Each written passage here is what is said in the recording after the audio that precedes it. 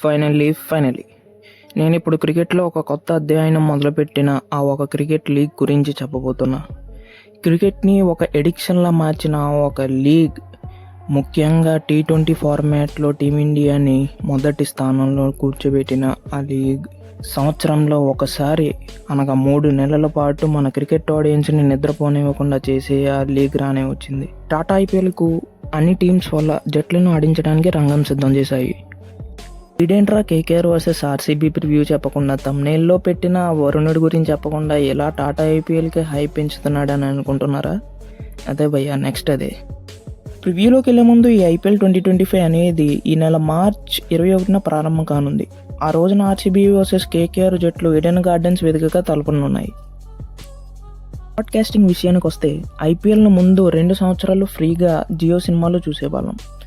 ఈ సంవత్సరం మొదలయ్యే ఐపీఎల్ 2025 సీజన్కు మాత్రం జియో హాట్స్టార్లో స్ట్రీమింగ్ కానుంది. ఈ 90 రోజులు జరిగే ఐపీఎల్ సీజన్ గాను జియో హాట్స్టార్లో ఒక కొత్త ప్లాన్ను తీసుకొచ్చింది. దానికి ₹100 పెట్టి సబ్స్క్రిప్షన్ తీసుకుంటే ఐపీఎల్ సీజన్ అంతా ఎటువంటి ఇబ్బంది లేకుండా చూడొచ్చు.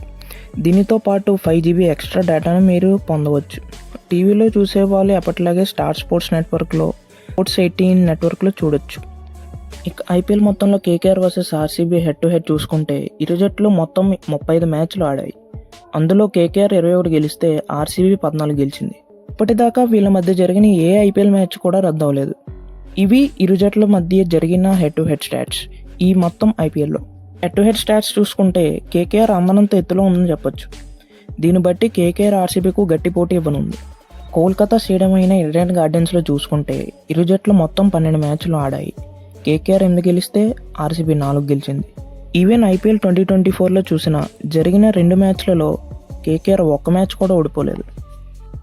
ఇక కోల్కతా నైట్ రైడర్స్ ప్లేయింగ్ 11లోకి వచ్చేసి స్టార్టింగ్లో సునీల్ నరైన్ దిగుతాడు, అండ్ 1 డౌన్లో క్వింటన్ డికాక్ దిగుతాడు, అండ్ 3rd పొజిషన్లో వెంకటేష్ అయ్యర్, 4th పొజిషన్లో అజింక్య రహానే, 5th పొజిషన్లో రింకు సింగ్, 6th పొజిషన్లో ఆండ్రీ రజల్, 7th పొజిషన్లో రమన్దీప్ సింగ్, 8th పొజిషన్లో వరుణ్ చక్రవర్తి, 9th పొజిషన్లో హర్షిత్ రాణా, 10th పొజిషన్లో వైభవ్ అరోరా, 11th పొజిషన్లో హెన్రిక్ నోకియా.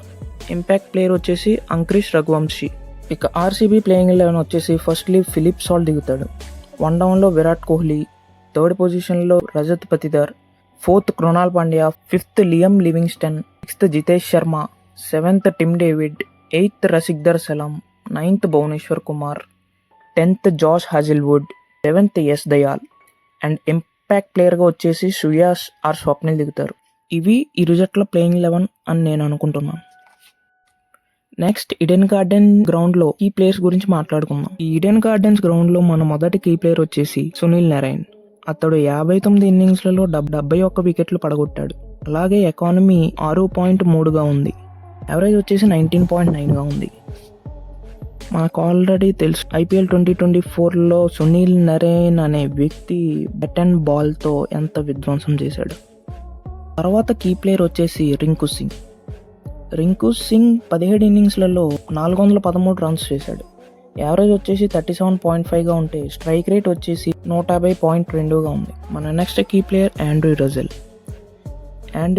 ఈడెన్ గార్డెన్స్లో 36 ఇన్నింగ్స్లు ఆడగా 956 పరుగులు చేశాడు. వికెట్స్ వచ్చేసి 39గా ఉంది. ఎకానమీ వచ్చేసి 9.31 అండ్ స్ట్రైక్ రేట్ 190. తర్వాత కీ ప్లేయర్ వచ్చేసి వరుణ్ చక్రవర్తి. అతడు 15 ఇన్నింగ్స్లలో 21 వికెట్లు తీశాడు. ఎకానమీ వచ్చేసి 9గా ఉంది. యావరేజ్ వచ్చేసి 24.3. వరుణ్ చక్రవర్తి ప్రజెంట్ ఎలాంటి ఫామ్లో ఉన్నాడో మనం చెప్పక్కర్లేదు. ఇక ఆర్సీబీ కీ ప్లేయర్స్ వచ్చేసి మొదటిగా విరాట్ కోహ్లీ ఈ గ్రౌండ్లో 12 ఇన్నింగ్స్ ఆడగా రన్స్ 346 చేశాడు. ఈ గ్రౌండ్లో తన యావరేజ్ వచ్చేసి 38.4గా ఉంది. మరి స్ట్రైక్ రేట్ డీసెంట్గా ఉంది, 132.6. తర్వాత కీ ప్లేయర్ వచ్చేసి ఫిలిప్ సాల్ట్. ఇతడు 7 ఇన్నింగ్స్లు ఆడగా అందులో 350 రన్స్ ఉన్నాయి. ఇతడు మొత్తం ఈడెన్ గార్డెన్స్లో అందులో ఒకసారి గెస్ చేయండి, 350 పరుగులు, యావరేజ్ 38.3గా ఉంది. స్ట్రైక్ రేట్ మాత్రం 185.2గా ఉంది. ఇది మాత్రం మార్వెలస్. భువనేశ్వర్ ఈడెన్ గార్డెన్స్లో 10 ఇన్నింగ్స్లు ఆడగా 13 వికెట్లు పడగొట్టాడు.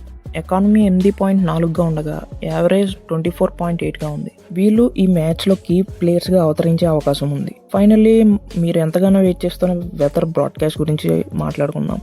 మన ఐపీఎల్ ఫ్యాన్స్కు తొలి మ్యాచ్లోనే నిరాశ ఎదురయ్యేలా కనిపిస్తుంది. ఎందుకంటే కోల్కతాలోని ఈడెన్ గార్డెన్స్ స్టేడియంలో కేకేఆర్ ఆర్సీబీకి మధ్య ఎల్లుండి జరగనున్న మ్యాచ్కు వర్షం ముప్పు 90% మేర ఉందని వాతావరణ శాఖ వెల్లడించింది. వెస్ట్ బెంగాల్లో వచ్చే కొన్ని రోజుల పాటు ఉరుములు మెరుపులతో కూడిన వర్షపాతం నమోదవుతుంది అంచనా వేసింది.